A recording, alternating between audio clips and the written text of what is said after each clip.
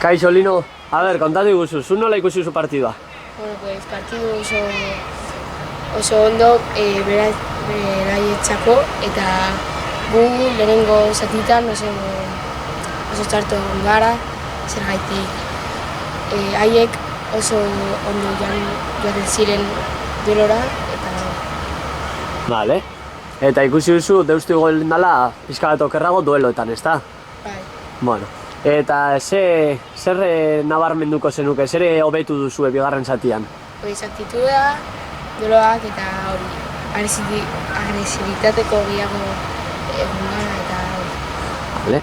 Eta taldeari zer mezu emango zenioke?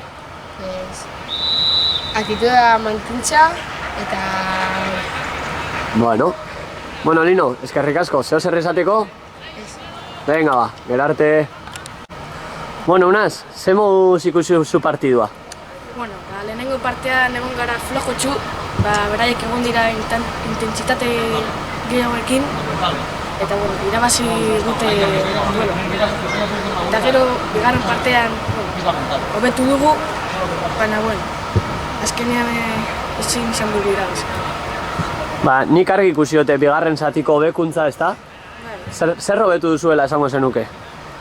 Egon gara agresiboago, eta hori, gogo gehiagaz, zateko lehenengo partean egin dugu kakasar bat, orain bigarren partean hobetu egin behar dugu. Vale. Eta mezuren bat taldearentzako?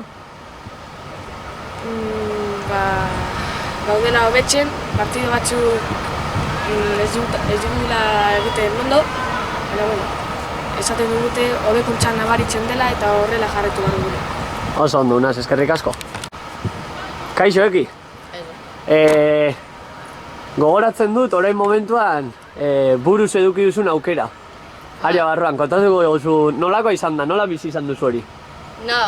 Ni sartu naiz ikustera eta zegoen ez eguzkia, ez dut ikusi oso ondo, orduan ez nuen ez ikusten oso ondo, joan naiz begiak itxiekin eta baloiak eman ditutuan eta joan da horatzen.